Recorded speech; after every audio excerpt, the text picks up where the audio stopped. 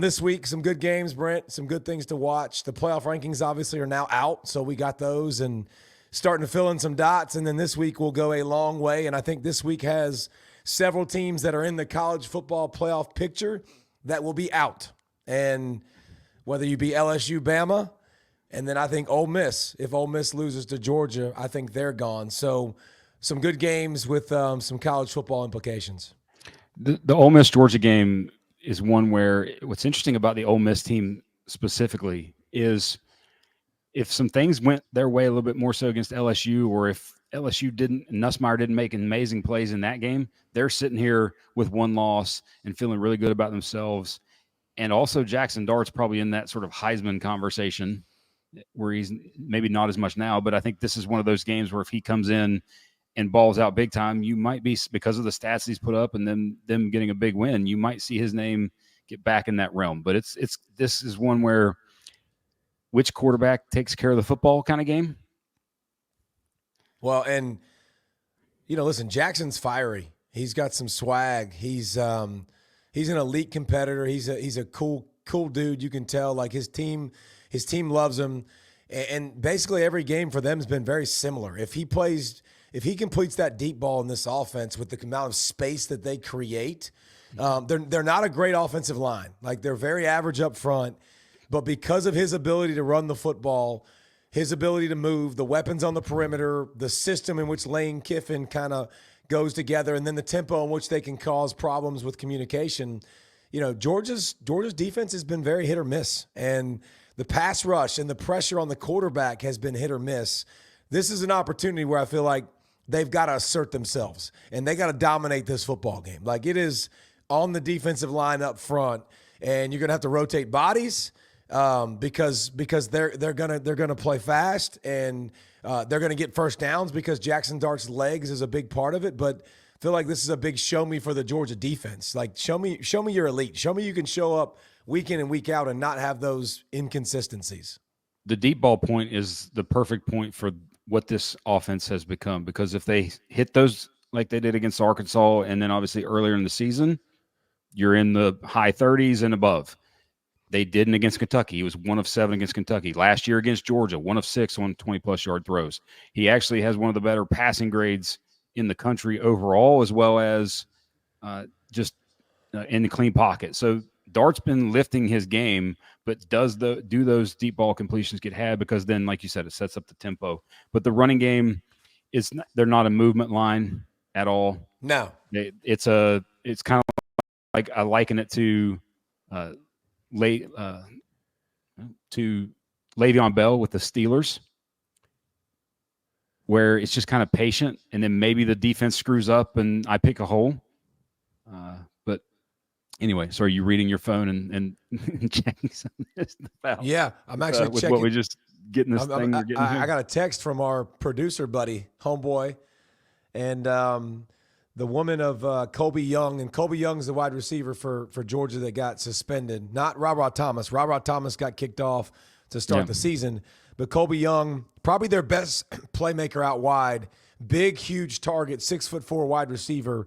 Last month had charges with his girlfriend. I'm reading it right now live, so this is phenomenal. But you reading is phenomenal. Do what? I was just giving you a hard time about you reading. Well, me reading, period, is a hard time. But basically, it looks like from Schlaball, our boy Schlaball, that the woman is trying to drop the charges. She wants him dismissed. He was arrested on October 8th on a misdemeanor charge of battery and assault to a woman, a girl who's with him. He's pregnant.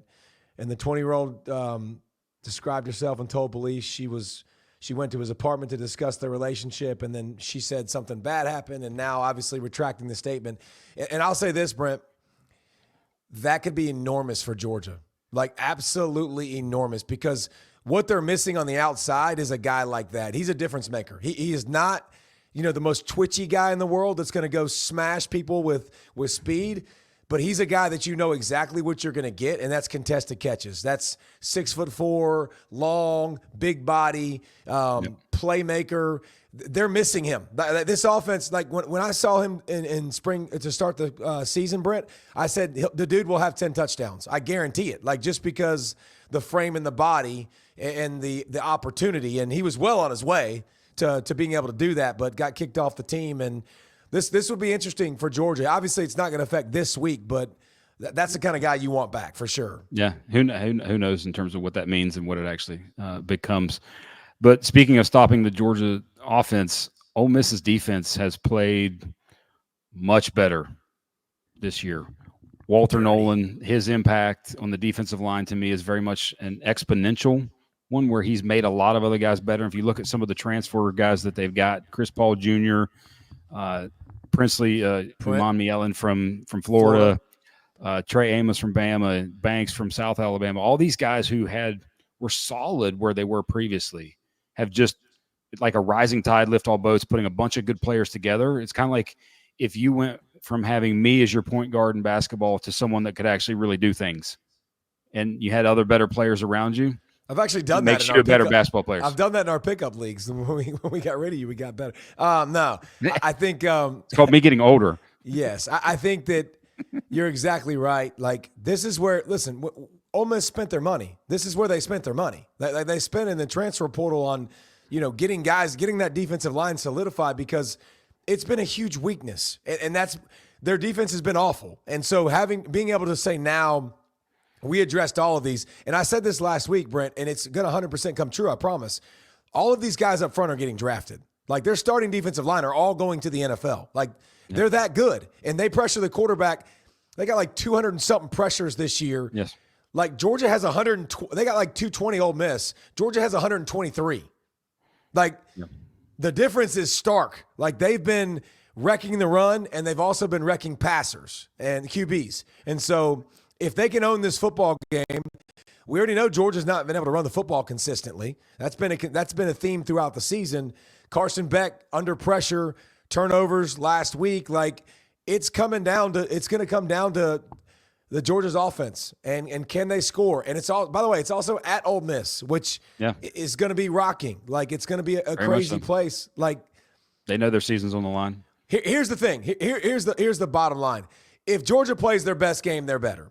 Like, I know that. You know that, Brent.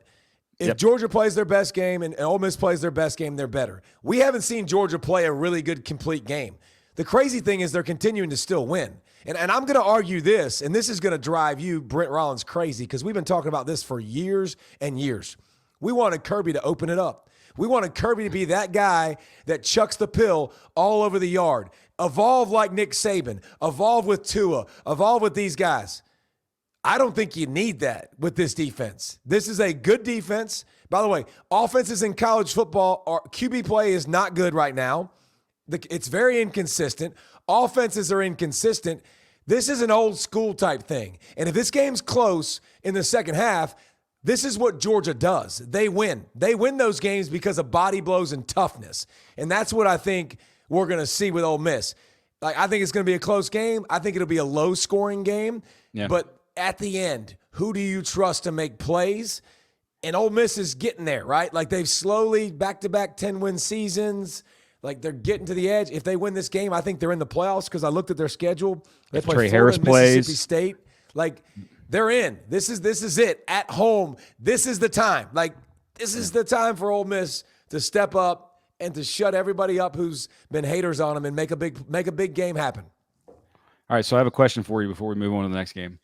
If Carson Beck goes 8 for 14 for 93 yards with 1 touchdown and 2 picks, does Georgia win the game?